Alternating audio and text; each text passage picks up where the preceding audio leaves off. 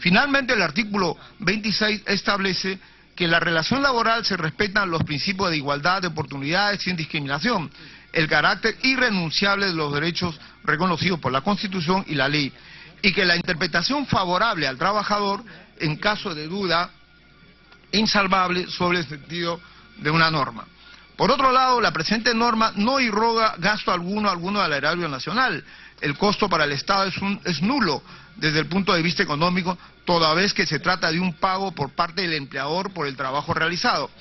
Esta iniciativa salvaguarda el derecho de todo trabajador de recibir una remuneración equitativa y suficiente. Y a la vez protege el nivel adquisitivo de la población, fomentando la reactivación económica del país. Además, la protección contra una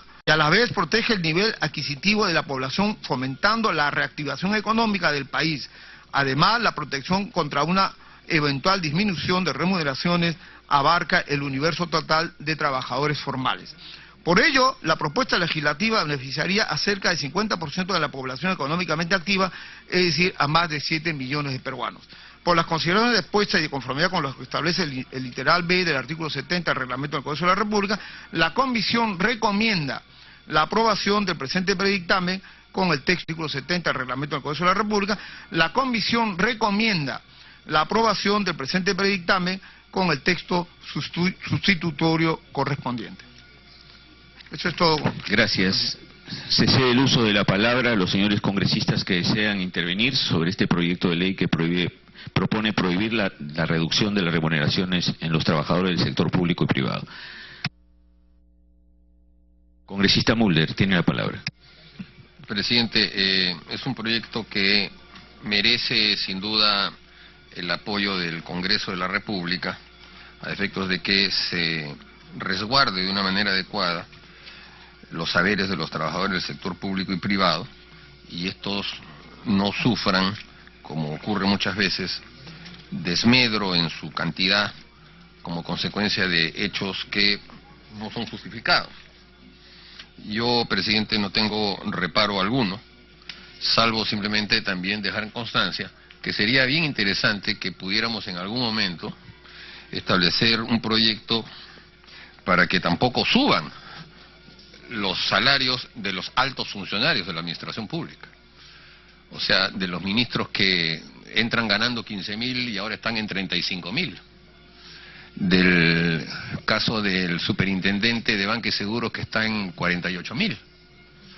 O del caso de los vocales supremos que se han asignado un vehículo que vale $50.000 cada uno y ya tienen sueldos que están por encima de los 30.000 y creo que incluso más de 14 veces al año. Y etcétera, etcétera, etcétera. El presidente de Salud, según también se ha referido, 41.000, poquito todavía él, ¿no? No tiene tanto. Entonces, también en ese sentido, presidente, yo no digo quizá volver pues a la ley PIS, ¿no? Pero aquí hay una cosa en la que llega a un escritorio y tiene poder, lo primero que hace es agrandar su escritorio, ¿no? O sea, su sueldo. Incluso viajan. Hemos visto a una viceministra, presidente, que está dando en casas fotógrafo personal. O sea, ahora los viceministros tienen fotógrafos. Y creo que no tenía ni 2 meses trabajando y ya tenía 2 viajes a Europa. Entonces, presidente, este proyecto, en el momento en que aparezcan los que siempre aparecen, esos opinólogos, diciendo, no, pero cuidado, pues, porque puede haber aquí alguna contingencia que tenga que llevar a una reducción de sueldo, hacerles ver cómo se vota la plata en el Perú. Se vota de la manera más alegre y con funcionarios que sabe Dios si cumplen o no con los requisitos. Entonces, esto es una reflexión, presidente, para que cuando digan que este proyecto es demagogo, porque seguramente pues no faltan siempre los que digan eso, les digamos un momentito, más demagogo es hacer lo que están haciendo por otro lado, altos funcionarios, con el cuento de que son los grandes técnicos que el Perú necesita. Y entonces ahí los tiene usted, esos grandes técnicos tomando sol en clubes exclusivos, mientras el país estaba en un gravísimo proceso climático. Nada más, presidente. Gracias, congresista. Por favor, congresista Cheput. Bueno, no sé si agradecer, presidente, por la arbitrariedad que usted ha cometido conmigo hace un instante, pero en fin, voy a hacer uso de la palabra en relación a esto. Me parece muy bien que el congresista Mulder recuerde la actitud de la viceministra, que como sabemos también fue viceministro durante el gobierno de Lapra, y los ministros no la sacaron, sino permaneció durante todos los años que hizo como alta funcionaria pública, la señorita Sina Santamaría, de apellido muy aprista, dicho sea de paso también, y trujillana para mayores datos. Pero en fin, eso que considero anecdótico, no debe ir con el fondo de este asunto, señor presidente. Yo considero que la prohibición de la disminución de sueldos puede ser conveniente y no afectar la competitividad y por extensión afectar al propio trabajador en la medida que se circunscriba la prohibición a la decisión unilateral de la empresa a rebajar el sueldo. Es decir, si la empresa, el empleador por sí solo quiere rebajar los sueldos, vale la prohibición. Pero cuando la prohibición o la reducción de sueldos es consensuada entre el trabajador y la empresa y se han dado en muchas oportunidades para garantizar la supervivencia de la empresa, yo creo que a ese nivel no debe alcanzar el proyecto de ley. Si hacemos eso, si impedimos que el trabajador de manera consensuada pacte con el empleador alguna reducción temporal, pues simplemente podríamos estar condenando a la empresa y a la pérdida definitiva del empleo a los trabajadores. Yo creo de que en todas las personas asistentes prima el hecho de tratar de defender al trabajador, pero lamentablemente a veces en el afán de protegerlo se termina perjudicándolo. No se despide al trabajador, se queda sin trabajo, que al final es un acto que lo perjudica. Por eso yo considero que el dictamen debe tener esa parte estipulada con claridad. La prohibición de la reducción es sí y solo sí el empleador de manera unilateral quiere rebajar el sueldo, pero si es consensuado con el trabajador, yo creo que no debe alcanzar a eso. Congresista Mulder. Presidente, ya sabemos que lo que nosotros expulsamos y echamos lo recoge el gobierno, entonces avísenos para poder darles algunos otros casos de personas que pueden ocupar altos puestos en el gobierno. Y en segundo lugar, presidente, yo no sabía que los apellidos tenían ideología ya cargada. O sea, ya uno nace con el apellido y nace con la ideología. Yo conozco un compañero, Miguel Cheput. Vamos a tener que decirle que se pase ¿a dónde? ¿A Perú Posible? No. A PPK, ¿no? A una de estas organizaciones. Yo creo, presidente, que lo que debe hacer el gobierno en este tipo de cosas y sus congresistas es asumir autocríticamente un tema que estoy seguro no lo van a defender, pues. O sea, ¿qué es esto? Como ya perteneció a la APRA y cometió los mismos desaguisados en ese momento, entonces ya está todo perdonado, no pasa nada. No, pues, hay que ser autocríticos también. Y yo estoy seguro que el congresista Cheput no es el que ha nombrado a esa señora en ese puesto. Pero exíjanle, pues, al ministro de Agricultura, que ya tiene un antecedente y un caso anterior de su anterior viceministro, exactamente lo mismo, que tiene un proceso penal abierto en Tumbes esto me parece, o en Piura, en Tumbes. Entonces, exíjanle pues un mínimo de estándar de nombramiento de altos funcionarios. Y repito, presidente, que no se suban los sueldos. Esa debe ser una promesa que el señor Kuczynski debería empezar a cumplir, en el sentido de que ya pues hasta ahí nomás suficiente, porque plata no va a haber para ese tipo de cosas. Congresista Cheput, para que no se queje que no le doy la palabra, congresista, tiene usted la palabra. Yo entiendo que los apellidos no van con ideología, señor presidente, eso no está en el juicio, sino las trayectorias. Y por otro lado, yo creo que debería haber mayor coherencia en el partido aprista por la persona que ha reconocido como un error haber rebajado los sueldos de los empleados públicos ha sido el señor Alan García. Él mismo dijo, uno de los grandes errores de mi segundo gobierno fue haber rebajado arbitrariamente los sueldos, pues se escapó una gran cantidad de técnicos, son palabras de él. Entonces, por supuesto, Mauricio, por su intermedio, presidente, quisiera decirle que ese es uno de los errores que reconoció públicamente el señor Alan García, a tal punto que en el tramo final de su gobierno empezó a tratar de recuperar personal aumentando los sueldos. Entonces, el tema de los sueldos no está acá en tela de juicio. Lo que está en tela de juicio es la posibilidad de pactar entre el empleador y el trabajador la posibilidad de reducir el sueldo. El tema es otro. Y si vamos a entrar al plano que está planteando el congresista Mulder, yo creo que se está desvirtuando el debate. Congresista Wilca. Gracias, presidente. Creo que es momento de retomar la discusión sobre el proyecto de fondo. Pueden ser muy interesantes, muy válidas las opiniones que uno puede tener sobre cómo se implementaría eventualmente, pero creo que el tema de fondo es, a raíz de lo que viene sucediéndole a muchos trabajadores en el sector privado, una situación que incluso ha sido judicializada, porque entiendo que ese proyecto de ley parte de un escenario que sí se dio en nuestro país el año pasado, que se abrió un debate público en relación a de qué manera se puede o no unilateralmente decidir reducir los ingresos, los salarios de los trabajadores sin que haya un consenso. Estamos de acuerdo todos que en casos extremos, cuando hay además un consenso, cuando se ha conversado y cuando tiene que ver únicamente con la mantención de los mismos puestos de trabajo dentro de una empresa, se puede hablar de una reducción, pero esta nunca puede ser unilateral. Creo que a pesar de que constitucionalmente ese derecho está salvaguardado, a pesar de que legalmente es imposible que nuestro país se hable o se abra la puerta a que judicialmente se permita la reducción unilateral de los salarios de los trabajadores,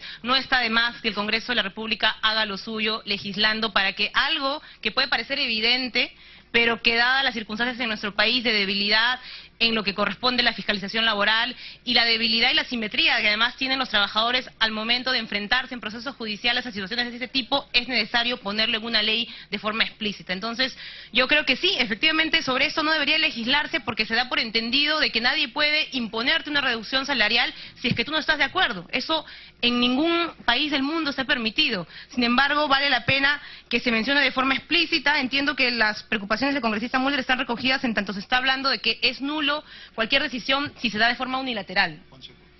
Perdón, congresista Cheput, es que han estado debatiendo tan ardientemente que ya uno nos confunde. Pero en todo caso sí está recogido en la propuesta de predictamen y creo que valdría la pena que además de esta propuesta concreta, si nos pusiéramos a evaluar qué son las otras condiciones bajo las cuales se da esta simetría entre trabajadores y empleadores, ¿no es cierto? Bajo el supuesto de que no se puede reducir los salarios, también habría que ver bajo qué supuestos, por ejemplo, se reduce las condiciones de trabajo adecuadas para los trabajadores con el criterio de que estas reducciones tienen el fin de mantener el propio puesto de trabajo. Yo creo que valdría la pena revisar también la legislación en ese sentido, porque sobre eso sí hay muchas situaciones que se vienen dando también a nivel de trabajadores que sufren situaciones de hostilización que finalmente terminan con el fin de sus trabajos. Yo, presidente, estoy a favor del dictamen. Si es que creo hubiera otras opiniones al respecto, sería bueno pasar al momento de la votación. Congresista Úrsula Letona. Gracias, presidente. También, en el mismo sentido de la congresista Wilca, tratar de abocarnos al debate, creo que ya nos toca. Yo quería, presidente, por su intermedio, solicitar a la Secretaría Técnica de la revisión, si es que contamos con opiniones técnicas en el trámite de este proyecto y si hemos recibido respuesta, porque ya este tema incluso ha sido abordado, es materia de una sentencia de precedente obligatorio del Tribunal Constitucional.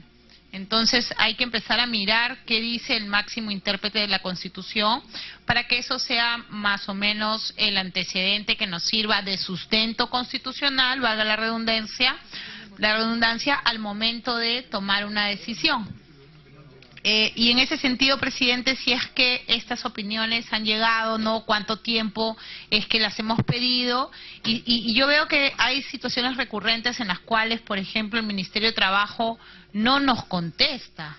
Yo creo que esa es una práctica bastante preocupante. Habría que traer al ministro y preguntarle qué pasa, por qué no nos contesta.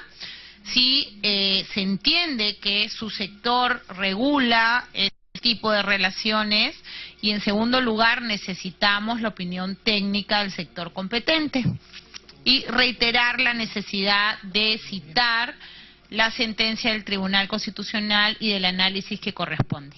Gracias. Congresista Cheput. El ministro de Trabajo sí ha mandado informes, señor presidente, tengo entendido. Y por otro lado, solamente quisiera hacer una pequeña excepción. El Parlamento es el lugar del debate por excelencia. Si algunos se sienten contentos como técnicos, que no postulen al Parlamento, pues así de simple. Porque acá es donde se viene a debatir. Y el debate y la ausencia de debate es lo que ha hecho que se degrade la calidad del Parlamento durante los últimos 20 años. Eso nomás quería decir. Sí, bueno, quiero aclarar, congresista Cheput, y para su información, congresista Letona, que sí se ha solicitado al Ministerio de Trabajo desde el mes de noviembre un informe y no ha venido ningún informe informe del Ministerio de Trabajo. Afortunadamente vamos a citar al Ministro de Trabajo hace 2 semanas para que nos aclare este y otros temas vinculados al tema de trabajo respectivamente. Quiero aprovechar, hacer una pequeña cuestión previa, porque hoy estaba citado el presidente de Salud, ¿no? El presidente de Salud, que nos ha mandado una carta donde nos señala que es grato dirigirme a usted para saludarlo e informarle que dada la situación en la que se encuentra el país, en especial la región norte, se vienen desplegando diversas acciones que requieren de mi presencia, lo que dificulta mi asistencia el día 11 de abril a la sesión de la comisión. En ese sentido, agradeceré tenga bien otorgarme un plazo adicional a fin de poder presentarme ante la comisión que usted preside. Quiero señalar que sí se lo citó el 6 de marzo al señor Gabriel Castillo Mori, con justamente algunas de los temas que se han debatido aquí, como que nos informen sobre la modificación de la resolución 015 de salud, que tiene que ver con el tema de los días de licencia, que es un gran problema, y los otros temas que solicitaron los congresistas que pidieron la presencia del señor Castillo Mori. Congresista Letona. Gracias, presidente. En el mismo sentido, yo veo que estaba la coordinadora parlamentaria del ministerio por aquí, y en todo caso, si se ha determinado a través de la Secretaría que no ha habido respuesta desde noviembre del año pasado, yo sí quisiera pues que esta comisión adopte la decisión de citar al ministro. El ministro tiene la obligación, para eso le pagan el sueldazo o el sueldito, él verá qué es lo que corresponde, y creo que es importante que el ministro sienta que tiene la obligación de respondernos. No puede ser posible que pasen casi 4 meses y el ministro no tenga ni siquiera la consideración de contestarnos. Y también yo creo, al igual que el congresista Sheput, que este tiene que ser un debate, y el debate es político y técnico. Incluso haciendo política podemos ser respetuosos y guardar las formas. Hay que empezar a respetarnos. Creo que los puyazos, las críticas que no hacen bien al debate deberían dejarse de lado. Una recomendación teniendo en cuenta la imagen que tenemos del Parlamento hacia afuera. Gracias. Gracias. Yo quiero dejar al congresista Domínguez porque quiero intervenir sobre el punto.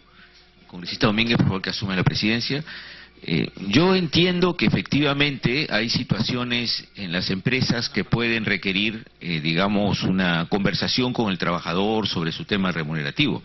Pero lo que pasa efectivamente en nuestro país es que el trabajador está en una absoluta desventaja con el empresario. Si no, revisemos lo que pasa en la mayoría de las empresas de la agroexportación, ¿no? Donde realmente los trabajadores ganan la mayor parte de las veces menos del mínimo y por supuesto no están en condiciones ni siquiera de discutir con su empleador si se respeta este monto salarial o se le rebaja. Entonces lo que es bastante frecuente es que aquí los empresarios impongan el monto remunerativo en algunas áreas laborales, como es en algunos sectores de la agroindustria, y donde entonces sí es necesario que exista una ley que por lo menos a los trabajadores los proteja de cualquier abuso de los empresarios. Por eso a mí me parece absolutamente pertinente ponerle un candado muy claro que las remuneraciones, que de por sí son muy bajas en nuestro país, estamos refiriendo a las remuneraciones de los trabajadores, que son la inmensa mayoría de los que van a percibir este derecho. Me parece que es muy importante salvaguardar este derecho y que no se toque las remuneraciones de los trabajadores. Tiene el uso de la palabra el congresista Chepot. Yo estoy completamente de acuerdo con lo manifestado por el congresista Ceballos y también por la congresista Wilca. Estoy convencido que en el ámbito del sector privado tiene que ponerse un candado para impedir la reducción unilateral. Pero quisiera recordar, señor presidente, lo que pasó durante la crisis económica de toda la década del 80. Los procesos de reducción de sueldo bilateral, empleador-empleado, garantizaron la supervivencia de muchas empresas. Creo yo que en el ámbito del trato bilateral, ahí sí deberíamos ser muy cuidadosos en la legislación, pues muchas veces es una garantía de supervivencia. Sí estoy de acuerdo en que si es unilateral se tiene que prohibir por completo, porque se coloca al trabajador en el abuso y en el total desamparo. Bueno, si no hay más opiniones, vamos a ir a la votación sobre este proyecto. Los que estén a favor del proyecto del dictamen leído, por favor levante la mano, señores congresistas. Los que estén en contra, los que se abstienen, por unanimidad queda aprobado el proyecto de ley.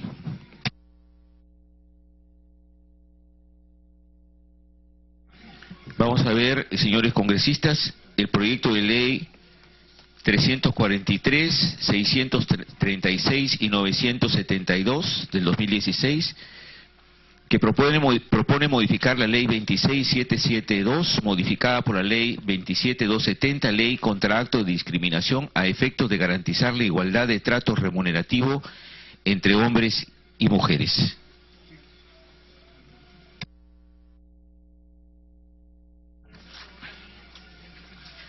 Sí. Los proyectos de ley 343, 636 y 972 plantean la prohibición de la discriminación remunerativa entre varones y mujeres, garantizando la equidad de género en el empleo. Al respecto debemos considerar lo siguiente. En el país se observa aún una diferencia variable, pero sustancial, entre los ingresos salariales de hombres y mujeres. Estas diferencias, que no tienen un origen que se funde en causas objetivas, solo pueden ser explicadas por la discriminación que sufren las mujeres que incursionan en el mundo laboral. Así, diversos estudios han revelado la existencia de brechas salariales entre hombres y mujeres que no encuentran asidero en causas claras y objetivas. Una vez más aparece el rostro de la discriminación como un elemento sustancial para estas diferencias que disminuyen la situación de la mujer en la sociedad, con consecuencias previsibles en su calidad de vida, desarrollo personal e inclusive expectativa de supervivencia. Sin embargo, contradictoriamente, a nivel normativo, tenemos la Constitución Política del Estado, que establece, artículo 2, toda persona tiene derecho a la igualdad ante la ley.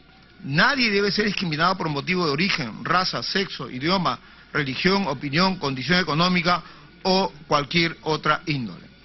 Asimismo, el artículo 26 norma que en la relación laboral se respetan los siguientes principios: igualdad de oportunidades sin discriminación.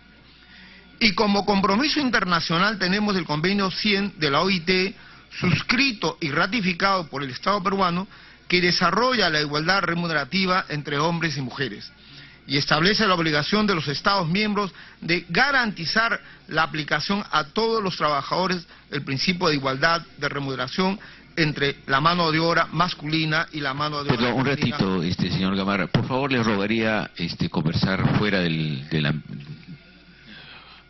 ámbito, ¿no? Gracias. Sí. Continúe. Sí.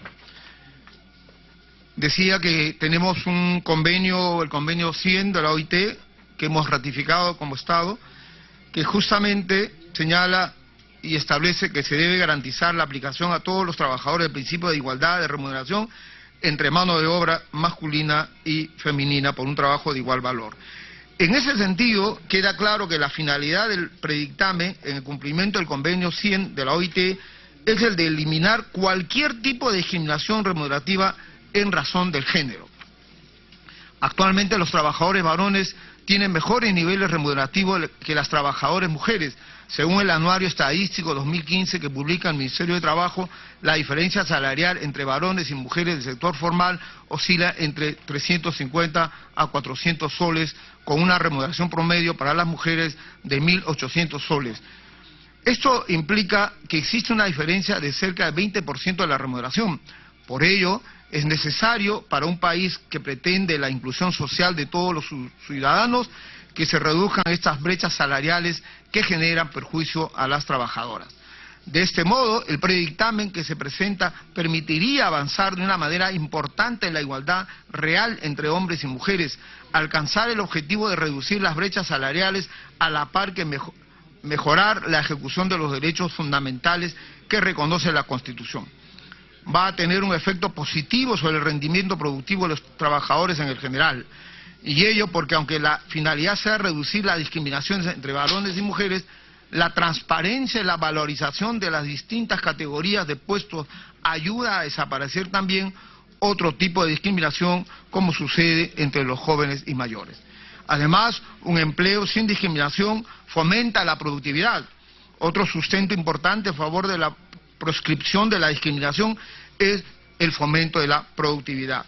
Mientras las situaciones de injusticia y diferencia de trato sin razón alguna enrarecen un ambiente de trabajo, una situación de transparencia sobre el pago de la remuneración motiva a los trabajadores a mejorar su rendimiento. En atención a las consideraciones expuestas y conformidad con el establecido en el literal B del artículo 70 del Reglamento del Congreso de la República, la Comisión de Trabajo y Seguridad Social recomienda la aprobación del presente predictamen. Eso es todo, señor presidente. Se cede el uso de la palabra a los señores congresistas que desean intervenir. Congresista Úrsula Letona. Gracias, presidente. Presidente, nuevamente reiterar el pedido de los proyectos anteriores en el sentido de exigir al Ministerio de Trabajo que emita opinión sobre el texto que hoy se nos propone y una inquietud más de fondo, presidente. Quisiera ver la posibilidad que se pueda solicitar, no sé si a la Comisión de Constitución o la que corresponda, en qué medida el artículo 2 de este proyecto no contraviene la libertad de empresa en lo que respecta a la libre organización. La libre organización es parte del derecho que tienen las empresas a organizar su desarrollo y aquí al parecer habría una limitación. Yo no soy experta en el tema y por lo tanto me gustaría que podamos contar con la opinión de la Comisión de Constitución o la que corresponda para determinar la viabilidad de ese artículo. Yo veo acá una restricción y no hay un test que nos permita ponderar el porqué. Entonces creo que ese es un punto bastante importante en el entendido que desde luego van a ser las empresas las que cuestionen o las que sufran finalmente lo que nosotros aprobemos.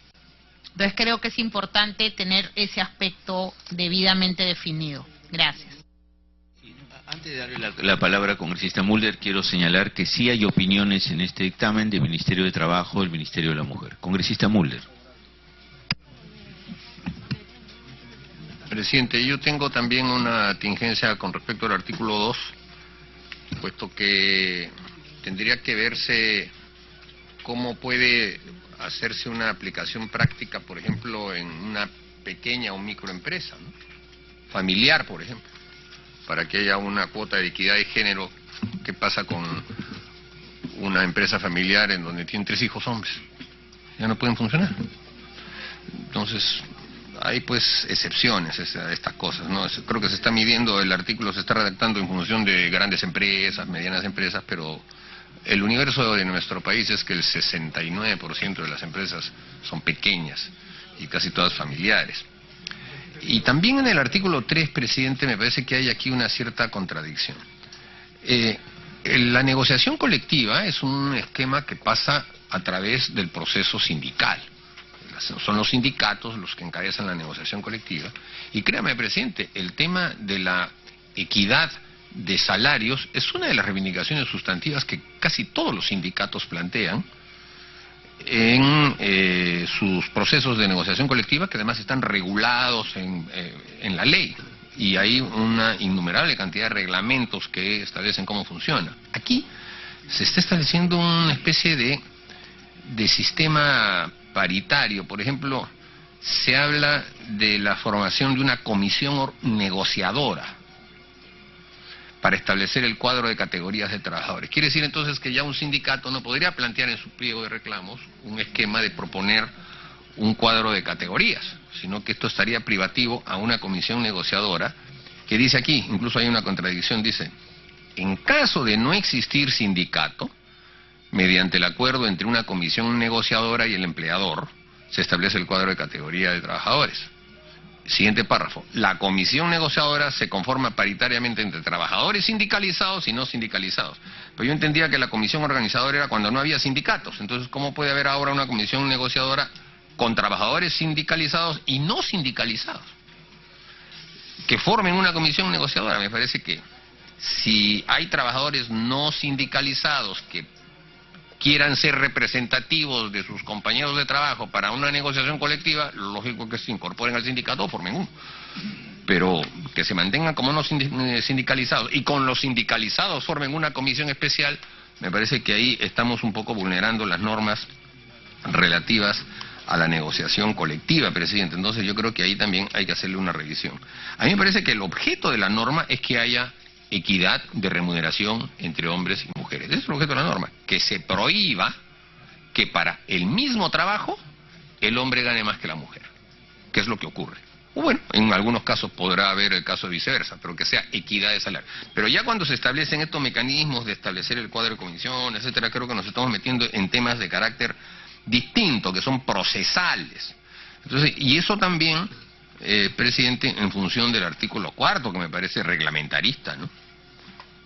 Establecer cómo son la determinación de los cuadros de categorías que se pueden organizar en función de características concretas del puesto de trabajo, aptitudes profesionales. Eso, la verdad, presidente, me parece que es objeto de en todo caso, un reglamento, pero no de la ley. Y ya en el artículo 5, nuevamente se retoma el tema de la equidad de salarios y de sueldos. Entonces, me parece que por ese lado, presidente, hay que ser preciso. El objetivo de esta norma es la equidad y de sueldos. Entonces, me parece que por ese lado, presidente, hay que ser preciso. El objetivo de esta norma es la equidad de remuneraciones. Cuando nos metemos ya en este tipo de adicionales es que le estamos dando ya distinto contenido y lo estamos complicando, y cualquiera de estos artículos puede merecer una observación tanto aquí como en el Pleno, y entonces pueden frustrarse el objetivo de fondo, que es el de esa equidad, presidente, y yo lo haría mucho más sencillo el proyecto para que pueda ser más fácil, presidente, aprobarlo. Gracias. Congresista Cheput. Gracias, presidente. Efectivamente, tal y como está el dictamen, presidente, va a generar más confusión que cualquier otra cosa. Yo considero de que acá tienen que haber revisiones sustantivas. Estoy en la misma línea que la congresista letona cuando mencionaba que el artículo 2 merece una opinión de la Comisión de Constitución, y considero que en el artículo 3, en lo que tiene que ver con negociación de los cuadros de categorías, pues hay una situación en estos momentos que ha manifestado el propio ministro de Trabajo, que es el que se está trabajando una reforma laboral dentro de los cuales la negociación colectiva tiene una participación importante. Por lo tanto, el mismo detalle del artículo 3 podría ir en contra de lo que ya se viene trabajando a un nivel más macrolaboral. Creo yo que el texto en general va en contra del propio objetivo de buscar la uniformidad de remuneraciones. Considero de que tendría que ser revisado. Congresista Wilca. Gracias, presidente. Bueno, yo quiero empezar saludando estas dos iniciativas porque creo que apuntan a corregir una situación que se viene dando y que es objeto además de una serie de análisis hace mucho tiempo dentro de lo que implica la desigualdad salarial entre hombres y mujeres, ¿no? Y además plantea una alternativa de solución que no apunta únicamente a lo declarativo, porque en lo declarativo todos estamos de acuerdo. ¿Quién podría decir que no hay que combatir efectivamente la desigualdad que hay entre hombres y mujeres que teniendo la misma capacitación, realizando el mismo trabajo, reciben salarios diferentes? Pero entonces, ¿qué propone esto para no dejarlo solamente en lo declarativo? Y ahí creo que es donde hay que empezar a efectivamente tener un debate que nos ayude a tener mayores precisiones. Lo que se está planteando, presidente, porque además es un proyecto de ley presentado por usted y por la congresista Mercedes Arauz, que entiendo intentó presentarlo en alguna ocasión también, es que efectivamente las empresas puedan tener, las que no las tengan, cuadros de categorías que lo que permitan es ubicar a los trabajadores y trabajadoras de acuerdo a la formación y de acuerdo a las labores que realizan dentro de la empresa, para que efectivamente si hubiera trabajadores y trabajadoras que realizando el mismo trabajo y que tengan la misma cualificación no estén recibiendo salarios diferentes, que es algo que ocurre muchísimo en el sector público y en el sector privado. Yo creo que ese es un principio que para empezar nos ayuda y es necesario que sea dentro del proyecto de ley. No podría esto simplemente colocarse luego si es que se aprobara en un reglamento. Eso tiene que ser parte de la ley misma porque nos permitiría empezar a definir cuáles son justamente esas categorías con las cuales se define esta equidad salarial. No estamos hablando de una equidad salarial en absoluto, es decir, que cualquier hombre, cualquier mujer gane lo mismo simplemente por la razón de buscar la igualdad. Se está hablando de que quienes realizan una labor similar o que se encuentra en la misma categoría y que tengan una formación o calificación similar también puedan estar en un mismo nivel de salarios. Eso creo que es una de las primeras cosas que el dictamen contiene y que a mí me parece importante señalar y con las cuales yo estaría de acuerdo. Lo segundo que se está mencionando es que esto pueda ser objeto de una determinación que no sea únicamente del lado de la empresa, es decir, que no sea la empresa la que va a definir cuáles son estas categorías de trabajadores, sino que se va a hacer en diálogo. Donde hubiera un sindicato mayoritario, es el diálogo entre la empresa y el sindicato mayoritario el que establecerá esas categorías. Donde no lo hubiera, se tendrá que definir esta comisión especial. Eso creo que está clarísimo y tampoco lleva a mayor duda. Entonces, yo creo que es un proyecto relativamente sencillo, que lo que te permite es justamente empezar a definir dos cosas que no están ahorita en la legislación vigente y que están basadas sobre un principio que creo que además es constitucional. Tenemos un conjunto de leyes en nuestro país que ya están vigentes, que norman la igualdad entre hombres y mujeres, y lo que dicen es no puede haber una razón no objetiva para que exista esta desigualdad salarial. Es decir, no se trata acá de que hombres y mujeres que realizan el mismo trabajo, que tienen la misma calificación, que en una empresa o una institución se encuentran en la misma categoría como trabajadores, reciban un salario diferente, porque ahí sí estaríamos hablando de que la desigualdad de su salario se debe a causas subjetivas y no objetivas. Entonces, creo que ese es el otro fundamento. Creo que es un fundamento que se ajusta plenamente a una razón constitucional, por lo cual debería ser aprobado. Sin embargo, sí creo que sería importante que se pudiera socializar en el marco de esta comisión las opiniones que hubieran llegado de parte de los sectores correspondientes. Creo que en este caso el proyecto sí ayuda a empezar a solucionar una dimensión de la que no se suele hablar en las políticas públicas en nuestro país, pero que tiene que ver con esta igualdad que muchas veces está en debate y que no se trata de cosas abstractas, se trata de cosas muy concretas como esta. La igualdad salarial es algo que lastimosamente se mantiene como una brecha. Dentro del Estado hay una brecha que todavía es alta y en el sector privado también. Yo creo que por eso el proyecto es importante. Sí me gustaría que en todo caso se precise si para que una iniciativa como esta no colisione con otras que están seguramente empezando a discutirse, si este proyecto alcanza únicamente al sector privado o también se abre la posibilidad de que esto tenga vigencia en el sector público. Que se aclare eso para que... pero por eso, yo quisiera que se precise, porque entiendo que en algún caso esto ha sido planteado como una iniciativa para el sector privado, pero sería mejor que fuera eso precisado por usted. Muchas gracias. Sí, yo voy a cederle la presidencia al congresista Domínguez para argumentar algunos puntos muy centrales, ¿no? Porque además efectivamente yo creo que si tenemos que entrampar y revisar este proyecto, lo pasamos a comisión, que se revise bien, porque hay opiniones favorables efectivamente de trabajo y de mujer para poderlo revisar. Yo lo que quiero sostener es, y en esto coincido con el congresista Mulder, que hay que ir al fondo del asunto, ¿no? O sea, porque si nos vamos a detener, si vamos a conversar solamente con los trabajadores sindicalizados y con los no sindicalizados en mesa de negociación, este no es el fondo del asunto. El tema es que obviamente, y esto no va contra la libertad de empresa, las empresas tienen que empezar a categorizar a partir de esta ley pues a sus trabajadores, ¿no? Que eso es lo que muchas empresas no hacen, y a definir sus remuneraciones, ¿no? Y también definir cuáles son, obviamente, a transparentar sus planillas, que esto también necesitamos que pase en el sector privado y que no pasa en muchas áreas empresariales, ¿no? Este proyecto está básicamente para el sector privado, porque en el sector público está claro, ¿no es cierto?, está claro cuánto gana cada trabajador, pero en el sector privado no. Por eso es que se genera esta discriminación que afecta a las mujeres de nuestro país en el sector privado. Entonces, la idea es que, obviamente, para que esto se pueda poner en práctica, las empresas van a tener que transparentar sus planillas, sus remuneraciones, cómo van a categorizar a los trabajadores para que tenga un efecto práctico. Bueno, si ganan esto en tal categoría, ¿por qué va a ganar de manera diferente un hombre que una mujer, ¿no? Y esto no pasa efectivamente en las empresas.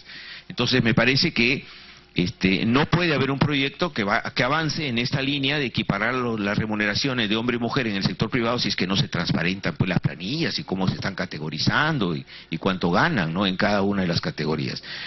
Pero efectivamente, si la idea es que se ordene de manera mejor, más clara el dictamen, pues en todo caso se vuelve a la comisión, regresa a la comisión para mejorar el tema de la redacción, esclarecerlo un poco más, simplificarlo un poco más en todo caso, y lo retomamos en la próxima sesión, si estamos de acuerdo, salvo que hay una sugerencia de la congresista letona de que no sea así y pase a otras comisiones.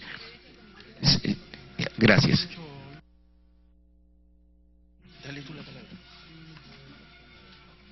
Tiene el uso de la palabra el congresista López. Gracias, presidente. Presidente, este proyecto de ley, bueno, es de carácter constitucional, ¿no? Donde habla de igualdad de remuneraciones tanto en el varón como en la mujer en la parte privada. ¿no? Que no tiene una categorización, es muy cierto, se ve hace muchos años, pero recordando también en esta línea de trabajo en nuestro país se ha celebrado y se ha ratificado el convenio 100 de la Organización Internacional de Trabajo, que es el OTI, ¿no? Organización de Trabajo Internacional. Precisamente uno de estos convenios del OTI, de la Organización Internacional de Trabajo,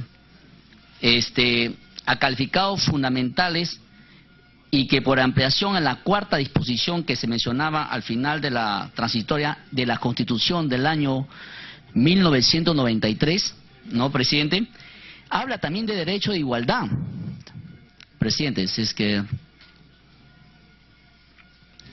Entonces, en la Constitución del 93 habla de derecho de igualdad y reconoce en su artículo 2.2 de esta Constitución, debidamente que interpreta, ahí está interpretando, conforme a los principios de igualdad de remuneración entre varón y mujer, de acuerdo... Gracias, presidente.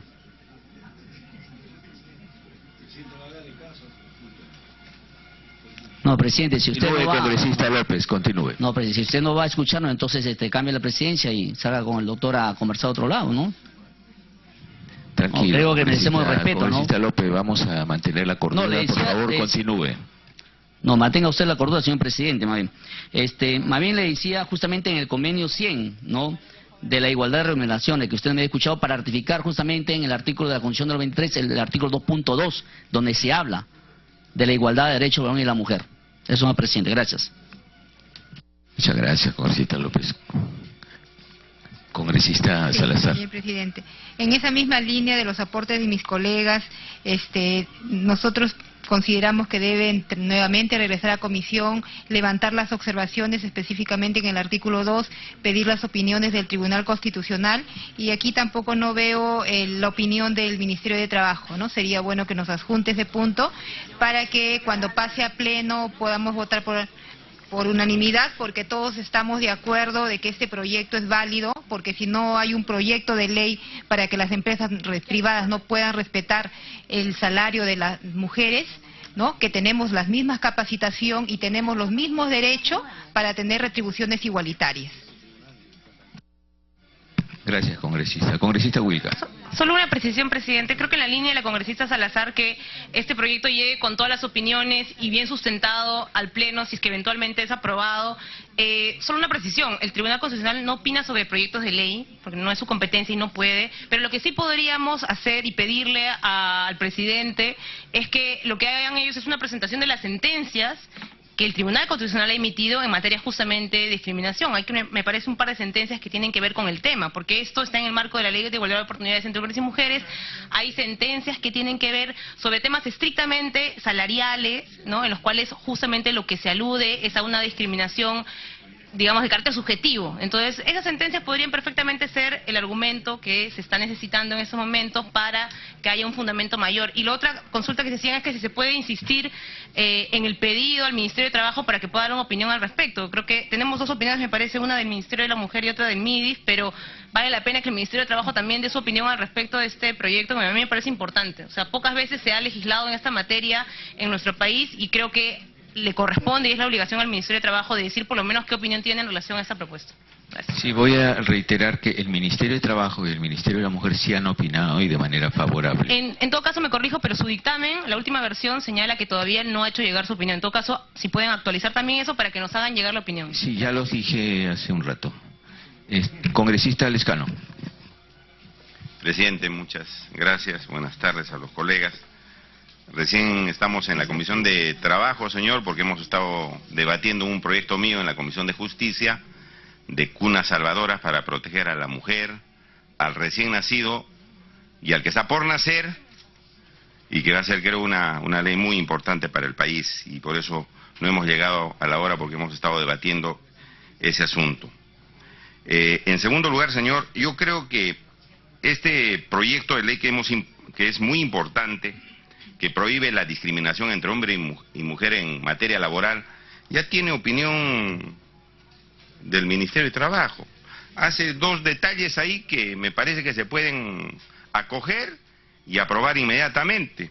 Uno de ellos dice, a fin de viabilizar las propuestas de establecer la obligación de informar al trabajador sobre la política salarial del centro de trabajo, cabe regular previamente la obligación de las empresas de contar con tal política laboral, que creo que ya se sobreentiende cada uno de los artículos. Y lo segundo se refiere a la multa, que no sea 3 unidades impositivas tributarias, sino al reglamento existente en el Ministerio de Trabajo. De tal manera que todo está dicho.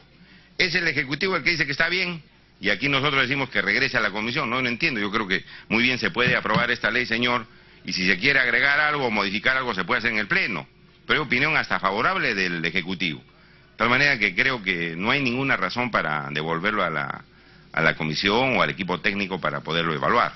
Está claro, y incluso los rectores del trabajo están de acuerdo. Me parece una ley muy importante que hoy día la Comisión de Trabajo debe aprobar. Gracias. Congresista Mulder. Presidente, yo creo que esto debe ser objeto en todo caso ya de una votación como cuestión previa para que se redacte mejor los aspectos que usted mismo ha señalado, que pueden ser los que generen un poco confusión. Porque aquí lo que estamos haciendo es la necesidad de concentrarnos en el árbol y que todo el follaje que tiene el árbol no nos distraiga en qué es lo esencial, que es la equidad de los sueldos entre hombres y mujeres, tanto en el sector público como en el sector privado, que es el elemento de fondo. Los procesos de negociación colectiva, creaciones de comisiones negociadoras, etcétera, pueden generar una confusión y pueden hacer algunas vulneraciones que es necesario revisarlas por una semana, pues, presidente, para que este tema no vaya a encontrar, y ahí sí, en el Pleno, peores circunstancias, porque si lo aprobamos así para que llegue al Pleno, entonces se va a ir a un cuarto intermedio y sabe Dios para que vuelva a entrar al Pleno de nuevo. Con esas circunstancias, presidente, se hace mucho más complicado. Bien, tenemos dos posiciones: que regrese para que se mejore la redacción, se apruebe y se mejore la redacción, o que regrese para ser revisado. Es la posición de la congresista Milagros Salazar. Bueno, estamos de acuerdo con que hay dos opciones.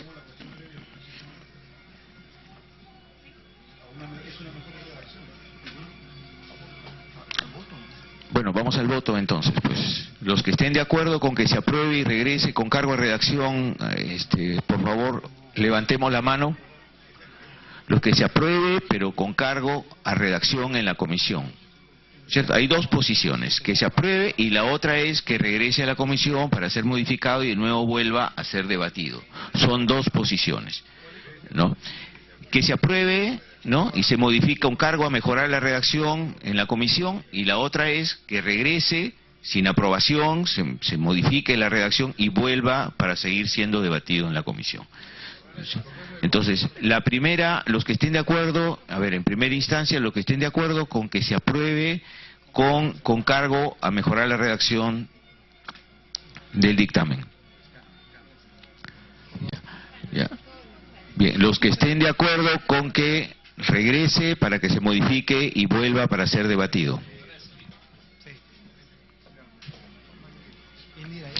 Bien, entonces, los que se abstienen, bien, regresa para ser debatido de nuevo, de vuelta en la comisión. Han votado a favor de eso el congresista Chepú, la congresista Indira, el congresista Oliva, el congresista Mauricio Mura, el congresista Domínguez, el congresista Tapia, la congresista Milagros Salazar, la congresista Letona, el congresista López, el congresista Ceballos. Presidente, mi voto fue por la primera opción.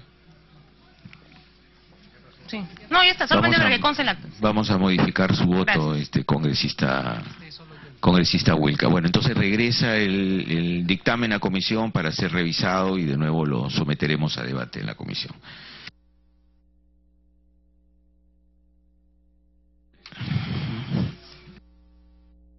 Sí, congresista Mulder. Presidente, como les consta también a los colegas parlamentarios, yo llegué también a destiempo a esta comisión porque también soy miembro de la Comisión de Justicia y efectivamente estábamos en el mismo debate que ha señalado el congresista Lescano. Solo que para variar en posiciones diametralmente distintas, porque yo más bien sostenía, presidente, la posición contraria. Y gracias pues a la alianza con la mayoría, que él a veces insulta y agrede, ahora ha tenido votos en su proyecto, pero a mí me parecía que ese proyecto no servía para nada. Pero bueno, presidente, entonces en función de eso, presidente, no pude llegar a la etapa de pedidos que usted estableció y nos era muy importante, presidente, manifestar simplemente lo siguiente, a efectos de que quede como cargo para que la siguiente semana se pueda intervenir más directamente en ese tema. Pero este es un tema de urgencia, porque los trabajadores de SVIXA, que es la empresa de seguridad adscrita a ESalud, que tienen un sindicato, acaban de sufrir por parte de la gerencia general de SVIXA el despido de todos los dirigentes sindicales. Han despedido al secretario general, al secretario de organización, a casi toda la mesa directiva del sindicato, sin que haya mediado ni siquiera pues una huelga ilegal, una toma de local, nada. Por publicar en el Facebook, nada más, por publicar en el Facebook los elementos básicos de su pliego de reclamos que van a presentar. Y entonces los han acusado de infidencia, les han dicho que se retracten, están haciendo políticas de buscar a los trabajadores sindicalizados para decirles de que no va a haber renovación de contratos si es que se mantienen en el sindicato, o sea, una política antisindical. Y encima, presidente, con una increíble confusión en el sentido de que hay dos gerentes generales, ¿no? Los señores Óscar Mejía Orellana, no sé si será familiar del Orellana que está preso, a lo mejor, y del señor Julio César Ponce de León, que es el autor de las cartas de despido, presidente. Los dos fungen de gerente general. Uno recientemente nombrado y el otro en el cargo, y el recientemente nombrado además es gerente general del CAFAE. O sea, es un tema, presidente, de desorden increíble y de política antisindical de una entidad que es una entidad del Estado. O sea, y que no puede tener este tipo de prácticas. Entonces, presidente, habían venido los trabajadores que están aquí presentes, pero yo entiendo de que no se puede estar violentando la orden del día, presidente, y entonces simplemente señalarlo para que no quede en balde su presencia, para que la siguiente semana le podamos dar la prioridad del caso y puedan hacer uso de la palabra y presentar su caso ante nuestra comisión, que para eso está, presidente, para escuchar a los trabajadores. Muchas gracias, congresista Mulder, y con todo gusto los trabajadores van a ser invitados a la próxima sesión para que expongan su problemática. Vamos a ver el proyecto de ley 142-2016 que propone modificar la ley 29.426 sobre jubilación anticipada en el sistema privado de pensiones y le da carácter permanente. Por favor, señor secretario. Sí. El proyecto de ley 142-2016. Sí. El proyecto de ley 142-2016 se propone modificar la ley 29.426 sobre jubilación anticipada para desempleados en el sistema privado de pensiones, en el sentido de otorgarle carácter permanente. Al respecto debemos mencionar lo siguiente. La ley 29.426 de octubre del 2009 creó el régimen especial de jubilación anticipada para desempleados en el sistema privado de pensiones, de naturaleza temporal, destinado a aquellos afiliados que cuenten al momento de solicitar el beneficio con un mínimo de 55 años cumplidos para varones y 50 años cumplidos para mujeres, y se encuentra desempleado durante 12 meses o más, y que su pensión calculada en dicho sistema resulte igual o mayor al valor de una remuneración mínima vital. Cabe señalar que la vigencia del régimen especial de jubilación anticipada, ley 29.426, fue prorrogada en varias ocasiones, incluso ahora hasta el 2018.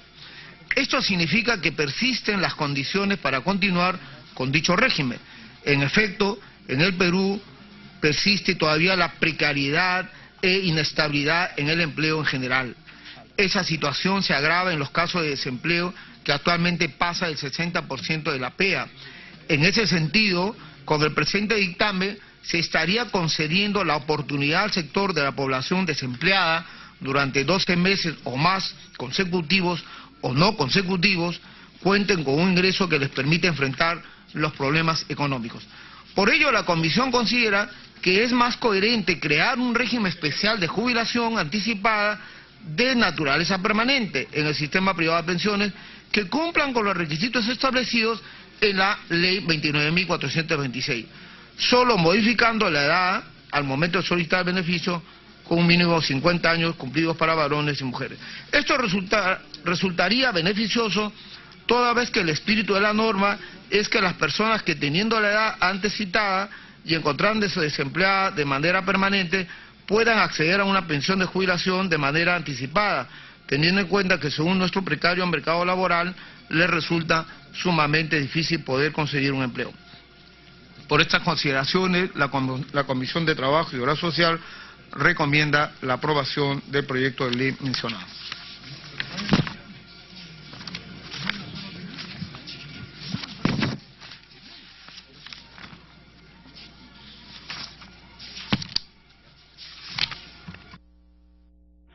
Gracias. Tienen la palabra los señores congresistas. Congresista Lescano. Señor presidente, muchas gracias. Colegas, se ha presentado este proyecto de ley en vista, señor, como ya lo ha explicado el secretario técnico, que permanentemente se ha ido prorrogando el sistema de jubilación anticipada para quienes tienen su dinero en las AFPs, pero al mismo tiempo están desocupados, señor, no tienen con qué solventar sus necesidades y obviamente tienen 55 años si son varones y 50 años si son mujeres, se les permite este régimen de jubilación anticipada a efectos de retirar el 95% de sus aportes o recibir alguna pensión si es que es decisión del afiliado. Pero en el Perú, señor, tenemos una gran cantidad de personas que están desocupadas, profesionales que de un momento al otro pierden su trabajo y se quedan desocupados. Y no es solamente una época, sino es una realidad permanente y constante en el Perú. De tal manera que este régimen no debe ser temporal, debe ser permanente.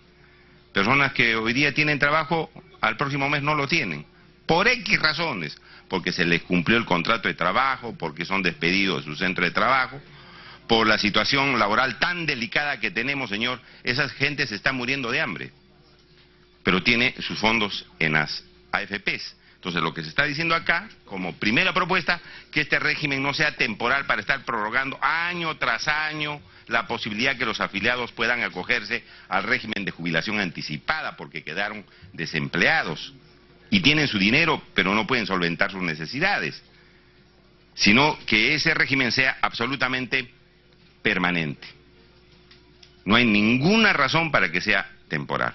Y la segunda propuesta es que la edad mínima para poderse acogerse sea de 50 años, tanto para hombres como para mujeres. Ahí en la ley original se pone 50 años para mujeres y 55 para hombres, lo cual a mí me parece que ahora que estamos discutiendo la igualdad entre hombres y mujeres, hay que hacerlo a la inversa, ¿no? Que sean 50 años para hombres y mujeres para que puedan acogerse a un régimen de jubilación anticipada. Señor, no debía ser un año de desocupación incluso. Nosotros hemos propuesto para que no haya ningún problema y se pueda prorrogar esta ley y hacerla permanente. No hay por qué estar esperando un año para que la persona se muera de hambre un año y recién facultarlo a que pueda disponer de sus fondos en las AFP. Es decir, llevan un viacrucis de un año el trabajador para que recién se pueda acoger a una situación de esta naturaleza. Si los miembros de la Comisión de Trabajo están de acuerdo, se le puede reducir incluso en el plazo de 6 meses para que puedan acogerse a la jubilación anticipada. Pero bueno, es una modificatoria que está en manos de la Comisión de Trabajo poderle dar mayor facilidad a los trabajadores que no tienen trabajo, que han dejado de percibir remuneración o montos por servicios, pero que tienen recursos en las AFPs con los cuales podrían atender sus necesidades. Esa es la propuesta, señor presidente, en el fondo, y creo que la Comisión de Trabajo puede ayudar a miles de trabajadores para tener un régimen que sea acorde pues con las políticas de Estado que ha ido aprobando este Congreso, señor, con 2 leyes importantes en el Congreso pasado que dieron como resultado que los trabajadores puedan disponer de sus aportes al cumplir su edad para jubilación anticipada o cuando ya tienen edad para jubilarse. De tal manera que esa es la propuesta, señor, que esperamos que sea respaldada por los miembros de la Comisión de Trabajo. Muchas gracias. Gracias, congresista Lescano. Congresista Domínguez. Muchas gracias, presidente. Presidente, analizando el dictamen que ha preparado la Comisión de Trabajo, nos damos con la sorpresa que no tenemos ninguna opinión respecto a este proyecto, y mucho menos la Confederación General de Trabajadores del Perú, que son los beneficiados. En todo caso, hay que formalizar, porque ya tenemos experiencia en el Pleno, que por tema de opiniones hay muchos proyectos que se tienen que regresar a las comisiones y no queremos que esta comisión cometa esos errores. Muchas gracias, presidente. ¿Alguna otra opinión? ¿Hay opinión? Ni una opinión. Letona. Gracias, presidente. Se distraído, presidente. Presidente, yo quisiera dos temas a través suyo a la Secretaría Técnica. Yo he estado mirando con bastante detenimiento este proyecto y quisiera que si nos podrían hacer un análisis. Yo entiendo que no hay una comisión, una oficina de análisis económico, pero ¿hay alguna data que podría sustentar? Porque yo entiendo de pura lógica, de una lectura, que la gente ya no optaría por reengancharse laboralmente, sino por la jubilación a la que se refiere este texto. Y esto implicaría un aumento de la carga social, porque recibirían además pensiones bastante ínfimas. Yo quisiera tener data al respecto al momento de tomar la decisión, porque ese es un tema que finalmente nos va a rebotar como país. La carga social que tenemos, que ya la ONP está tratando de sincerar, se va a ver drásticamente incrementada con este proyecto, de aprobarse este proyecto, y en segundo lugar, verificar si esto no constituiría un incentivo para que no haya reenganche laboral y simplemente esperar esta forma de jubilación. Creo que esos dos aspectos son muy importantes para poder tomar una decisión informada sobre la iniciativa presentada. Gracias, presidente. Gracias, congresista. Antes de darle la palabra al congresista Cheput, como ha pedido la congresista Letona, secretario técnico, por favor. Sí, muchas gracias. En realidad, dos aclaraciones, ¿no? En primer lugar, esto es exclusivamente el sistema privado. O sea, usted mencionó ONP, no tiene nada que ver. Entonces, por un lado. Por otro lado, este sistema existe. Tan así que cada año se prorroga, y la última vez se ha prorrogado hasta el 2018, próximo año. Y estamos convencidos de que llegará el 2018 y se prorrogará. De modo que es un sistema que ya existe, y la propuesta lo único que hace es hacer extensivo, es decir, hacer un régimen más, digamos, porque es excepcional ahora, ¿no? Por otro lado, quería decirle también, como tercer punto, es que originalmente el proyecto, el congresista modificó en cuanto a la edad, ¿no? A la edad de 50 años, que eso sí podía modificar, porque la ley original establece 60 años. Entonces, conversando con su asesor y con él mismo, que ha sido muy solícito en esto, él aceptó que efectivamente se respete la ley, manteniendo los 60 años, y simplemente que este sistema se haga permanente. Esa es la propuesta. Sí. Entiendo a través suyo, por favor. Gracias, congresista Cheput. Sí, congresista. En el entendido que me estaba respondiendo el secretario técnico, yo entiendo que esto es solamente sistema privado de pensiones, pero insisto, es más fácil entonces tener data, ¿no? Podemos conseguir data que nos pueda permitir saber el máximo, si es una extensión de un régimen, cuántos han sido los beneficiarios, cuál es el promedio de pensiones que vienen recibiendo, y ver si este régimen definitivamente es un incentivo a contar con una jubilación en el sistema privado, o simplemente es un número reducido de personas que ven en esto la opción de no reengancharse y cobrar una pensión, ¿no? Creo que eso esa data es importantísima.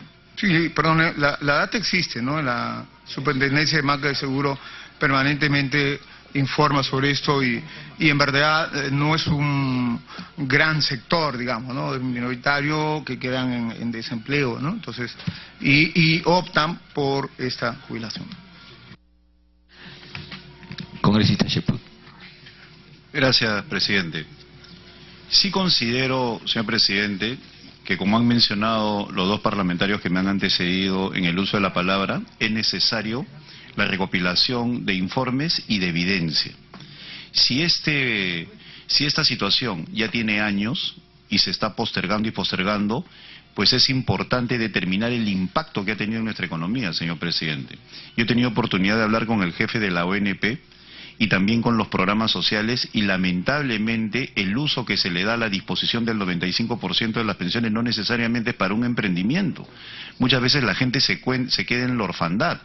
Por eso es fundamental recuperar el rol, no solamente rector, sino interventor, en el sentido de direccionar el comportamiento de los ciudadanos del Estado, para que de esa manera, ante la posibilidad de que dispongan de sus fondos de pensiones y a cambio de un momento ficticio de bienestar, se condenen a un futuro en el cual van a tener que ingresar a un programa social convirtiéndose en una carga para el Estado.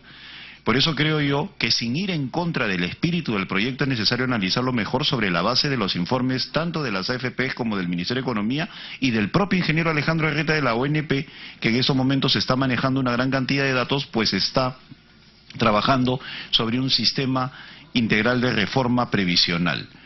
Creo que vale la pena esperar un poco y conseguir evidencia fáctica, de tal forma que esto no sea pulverizado en el Pleno, señor presidente, que es el destino que va a tener. Congresista Lescano. Sí, presidente, a ver, yo diría lo siguiente, ¿no? Este es un sistema que ya está puesto en práctica.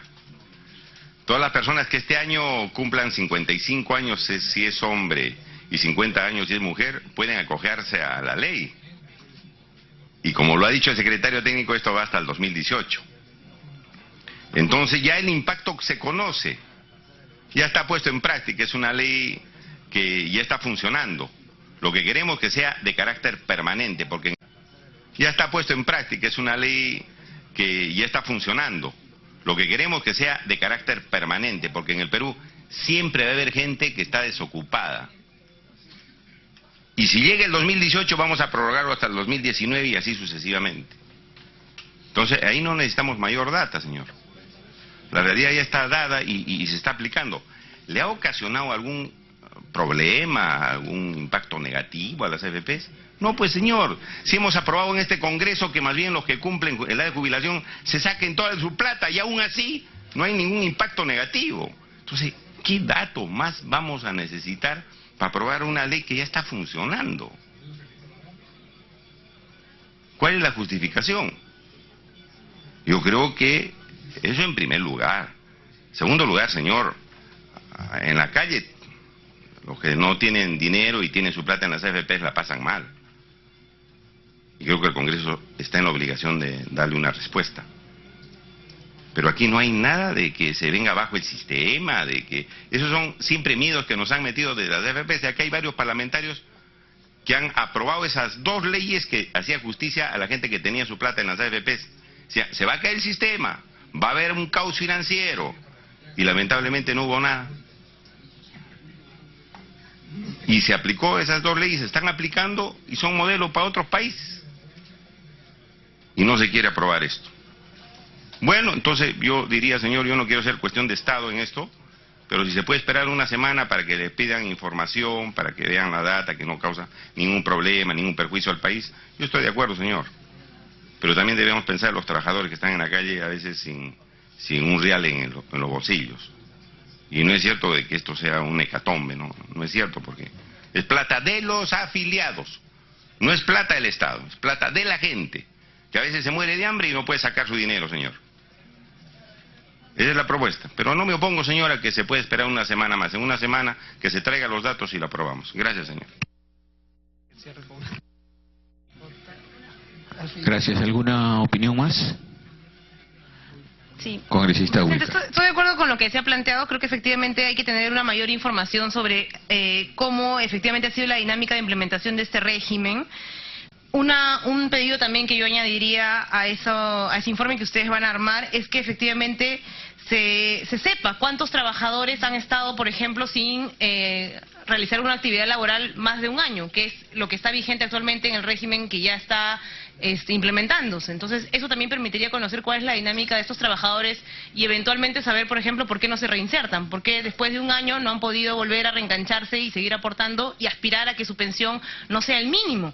Porque hay que también decirlo, quienes pueden optar por este régimen que es temporal son aquellos que por lo menos optan por una pensión de jubilación que sea el mínimo. Y entonces yo también ahí me pregunto algo que creo que valdría la pena para, no esta sesión, pero sí para las siguientes en las que vamos a discutir este proceso de reforma que está en marcha, es por qué trabajadores a los que se supone se les ha prometido en un régimen privado aspirar a una pensión de jubilación mayor que la que en teoría se da en la ONP, tienen que conformarse con una jubilación tan baja del mínimo, ¿no? En teoría, el sistema privado ofrecía o ingresó a nuestro país como un sistema que daba la garantía de una mayor pensión de jubilación, y lo que estamos viendo después de casi 20 años que está en curso este sistema es que muchos de los pensionistas del sistema privado se van a jubilar con el mínimo. Eso es un escándalo. O sea, ¿hasta qué punto realmente está siendo o no está siendo eficiente, rentable este sistema? Eso ya creo que es un objeto de un análisis mayor que además alimentará las propuestas de iniciativas de reforma que tendremos que también discutir en el Congreso de la República, porque es cierto lo que dice el congresista Lescano. Hemos ido como aprobando, o se ha ido aprobando, no he sido parte del Congreso anterior que haya modificado 2 veces la norma, pero se ha ido parchando de alguna manera la normativa en relación al sistema de pensiones, y creo que esos parches lo que le están haciendo un daño sobre todo a los pensionistas. Hace falta una mirada mucho más integral de qué tipo de trabajadores tenemos actualmente en nuestro país, de qué manera la informalidad también es una variable que impide que a lo largo de tu ciclo de vida tú puedas garantizar que tienes una pensión adecuada para poder jubilarte. Entonces creo que ese sí sería una data importante que a propósito de este proyecto nos serviría para, por ejemplo, saber por qué hay trabajadores que no se están reenganchando después de un año, siendo que trabajan en el sistema privado, porque además a lo que aspirarían en el mejor de los casos es a tener una remuneración de salario mínimo, cuando en teoría lo que se prometía era algo mucho mayor. Entonces yo pediría también esa información. Creo que nos ayudaría a tener un debate mucho más amplio, un debate del que sin duda este objeto no pretende agotar todo, pero sí empezaría a colocarlo como parte simplemente de un elemento dentro de algo más integral que deberíamos aspirar a debatir en algún momento. Gracias. Congresista Cheput. Simplemente una pregunta a la mesa, señor presidente. ¿La presidenta de la Asociación de AFPs ha tenido oportunidad ha solicitado venir acá a explicar sobre este tema? La señora Giovanna Priale, no. Quisiera saber. No ha solicitado, no. Congresista Mulder. En la medida en que el congresista Lescano, que es parte de los autores, considera que puede esto todavía verse la semana que viene, me parece que el tema deberíamos finiquitarlo ahí. No sin señalar que en realidad lo que estamos haciendo es una modificación no de fondo. Actualmente la jubilación anticipada está a los 55, se está proponiendo bajarlo a los 50. La de las mujeres está en 50, se va a mantener en 50.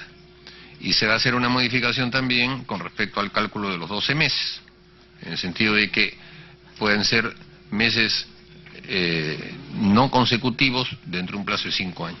Eso ya será un tema que discutiremos, presidente, pero eso es todo. O sea, no es tampoco como para asustarse demasiado, en el sentido de que recién se está estableciendo la jubilación anticipada, ya existe, en el lado de las AFPs, que es justamente la ley que estamos modificando. Entonces, quizá con lo que la congresista letona está pidiendo, para ver cuánto es el segmento en número de personas y en montos de las personas varones que hoy están entre 50 y 55 años, y qué pasaría si, por ejemplo, se acogiesen en este momento todos. Entonces, ese es el cálculo más o menos que se necesita, solo por saber, y creo que a partir de ahí, presidente, será más fácil tomar una decisión. Gracias. Bueno, en vista de la casi unanimidad de opiniones, entonces el proyecto del congresista Lescano sobre el tema de pensiones pasaría a la comisión para incorporarle los datos requeridos por los señores congresistas para ser sometido a su debate y decisión. Señores congresistas, hay un proyecto que yo lo pongo a consideración de ustedes, que es el proyecto de ley de las trabajadoras y trabajadores del hogar, si lo vemos ahora o lo dejamos para la próxima sesión, en razón de que es un proyecto muy importante Si es así, entonces, señores congresistas, pido autorización para ejecutar los acuerdos tomados en la presente sesión sin esperar el trámite de aprobación del acta. Por favor, levanten la mano los que estén de acuerdo, los que estén en contra, los que se abstienen. Por unanimidad, la dispensa solicitada ha sido aprobada. Muchas gracias. Siendo las 18:04. Muchas gracias.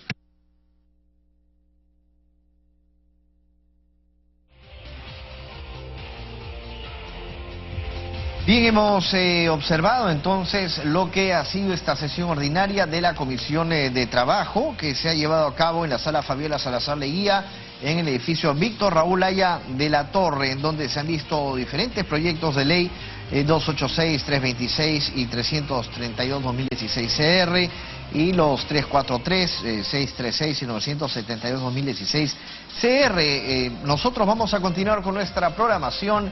Siga en sintonía de Congreso a Televisión. Nos vemos.